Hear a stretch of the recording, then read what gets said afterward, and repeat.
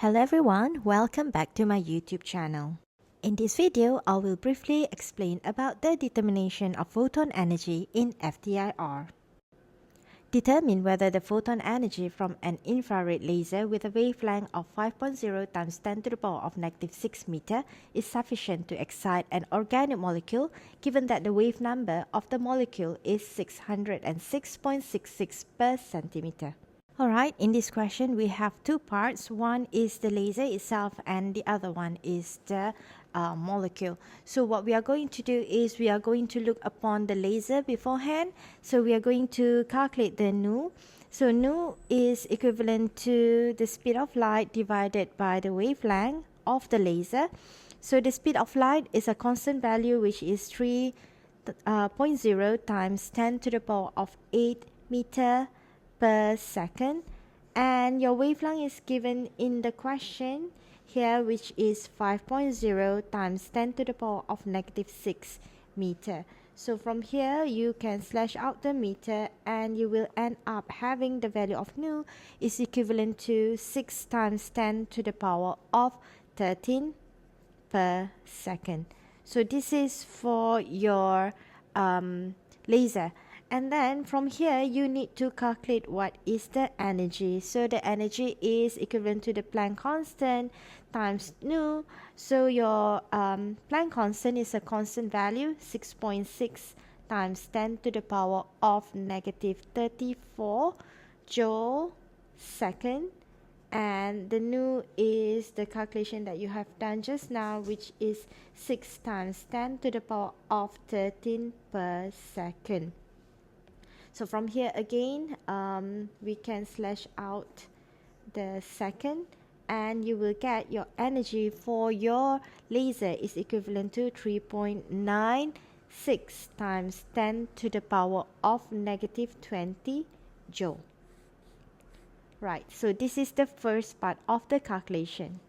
Alright, so moving on, we are going to look upon the molecule itself. Given to you is the wave number of your molecule. So given is the wave number of the molecule.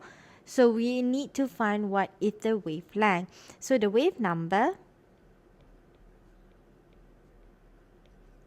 is equivalent to 1 over the wavelength, and the wavelength is equivalent to 1 over the wave number, which is 606.66 per centimeter. Therefore, we get your wavelength is equivalent to 1.6484 times 10 to the power of -3 centimeter. Alright, so the next thing that you need to do is you need to find what is this value in meter. So you are going to convert this into meter. So it's relatively easy, 1.6484 times 10 to the power of -3 centimeter. So from centimeter you want to convert to meter, you divide with 100. Therefore you will get 1.6484 times 10 to the power of -5 meter. So next, by using this value, we can calculate what is nu. So nu again is equivalent to the speed of light divided by your wavelength. So the speed of light is a constant value, 3.0 times 10 to the power of 8 meter per second. And then from the calculation that we have done just now is 1.6484 times 10 to the power of -5 meter. So again, this one we can slash out and we will get the nu is equivalent to 1.8200 times 10 to the power of 13 per second. Again, we need to find what is the energy needed by the molecule. So energy is equivalent to Planck constant times nu. The Planck constant is 6.6 times 10 to the power of -34 joule second, and your nu is equivalent to 1.8200 times 10 to the power of 13 per second. So you just have to times this off, and then you will get the energy is equivalent to 1.2012 times 10 to the power of -20 joule. So now what we are going to do is we are going to compare the energy for laser and the energy for your molecule.